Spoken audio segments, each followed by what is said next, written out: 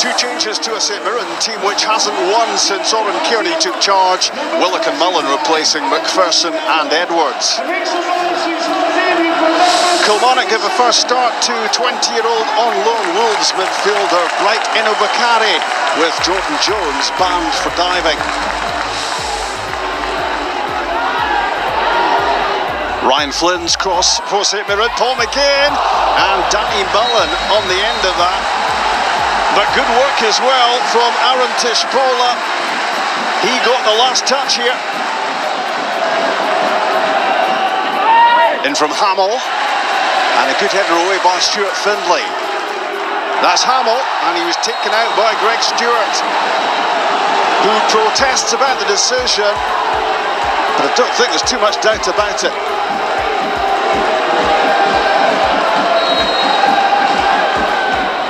It's Adam Hamill, and it's gone all the way. Danny Mullen threw himself at it, but I don't think he got a touch. All the celebration is around Hamill, who scores his first goal for St Mirren. Jamie McDonald waiting for Mullen to get a touch. There was no touch. 1-0. 14 minutes gone in Paisley, and that's a great start for Kearney.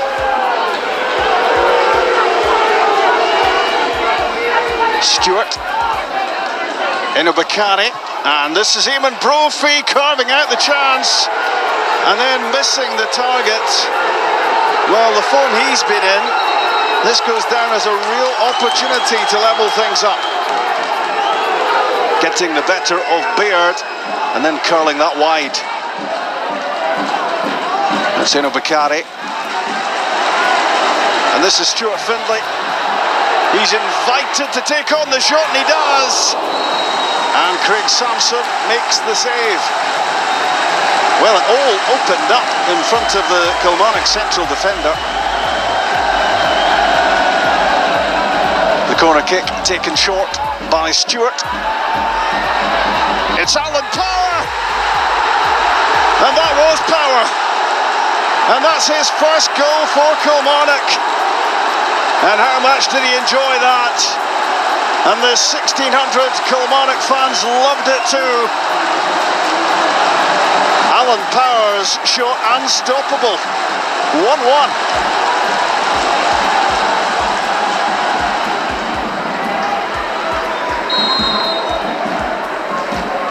Hamill again on the set piece for St Mirren, and that was Simeon Jackson, who could and maybe should have had St Mirren in front again.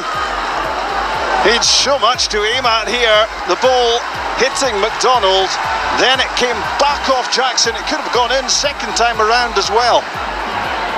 Alec McLeish, the Scotland manager, is watching in Paisley, as Scotland under-21 fullback Greg Taylor makes a positive move, and Matty Willock went all the way back with him, the on-loan Manchester United midfielder. But it's good work from Taylor. He gets Kilmarnock up the pitch.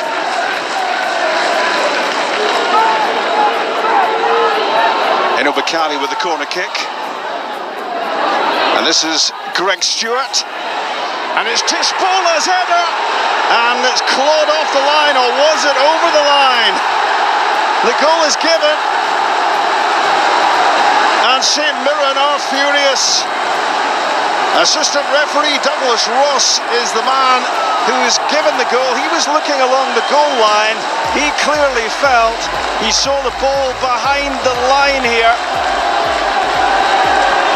And Kilmarnock have come back yet again from a goal behind. They did it against Celtic, Motherwell and Dundee. Now they've done it against St Mirren. It's 2-1.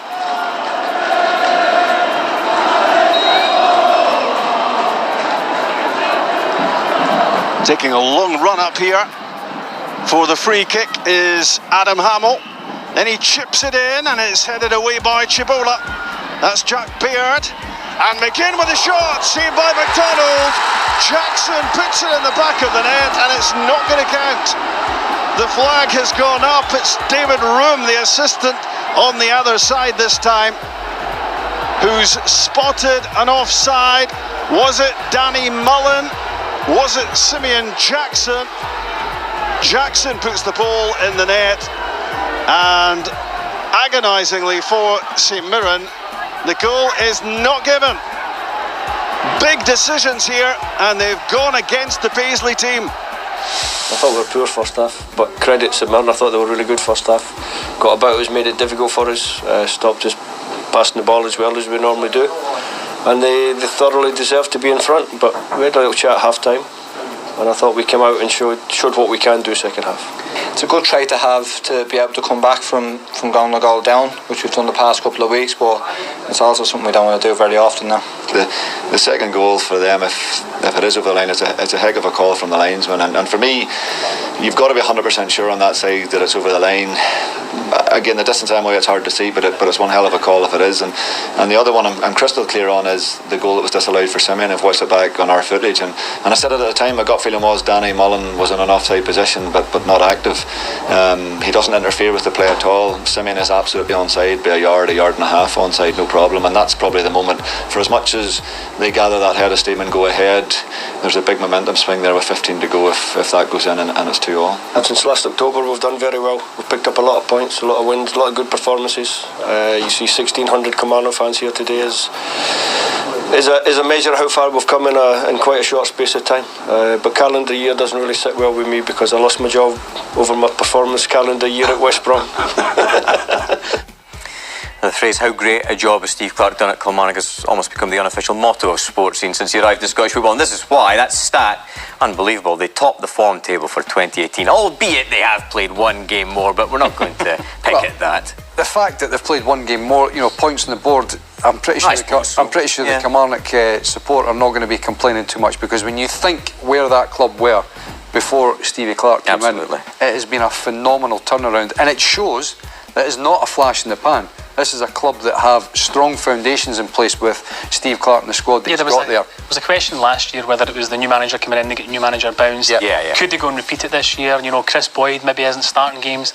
They're producing the goods just now, winning game after game. It has been transformative. A huge moment of controversy in this match, and it caused plenty of rancour, that's for sure. This goal, or was it Aaron Tushbola? Let's forensically analyse, shall we? Well, I've spoken to a couple of involved parties. I spoke to Chris Boyd, who tells me, and he's got the best view of it, that it was in, and I spoke to Craig Sampson, who told me, unsurprisingly, that it wasn't in. Now, they can both have their opinions, but the linesman's the one that eventually gives it. How he can see past that raft of bodies and past Chris Boyd, that's impossible. Yeah, to see if that ball's in or not. And he wasn't on the line when he wasn't looking across the line. He's about a yard and a half, 2 yards behind it. I don't think he can see that. He can't. I've got so much sympathy for Owen Kearney there. And he said it in his interview that it's some call for the linesman. You've got to be certain. 100%. And Douglas Ross does not know for certain that ball's over the line or not. I think that's a very, and there wasn't very a consultation either, because he just goes goal, and the referee, Willie Collum, goes right, okay, and they're away. Whereas for me, if you're going to make a big call like that in a game, you have to be 100% certain, and I'm not sure he could have been there. To be fair to Willie Collum, he's got to take his linesman. Of course, absolutely. It's impossible for Willie Collum to see that, but for the linesman not. Let's continue the forensics. Did they get this one right? Well, Oren Kearney was convinced that he was a yard onside. Unfortunately, our graphics expert Fraser's put a line in, and well done, the officials. Yeah. And unfortunately, Stuart Finley's the deepest player there, and you can see that he's offside. Yeah, it's so marginal, and it's such a tight call for a linesman to make. But we'll have to give the linesman David Room, I think it was on the other side there, because that call. He spotted it, and it's a matter of inches, and really unfortunate and unlucky for showing your St Mirren colours there, Tomo, but yes. Oh yeah, I'm just being objective.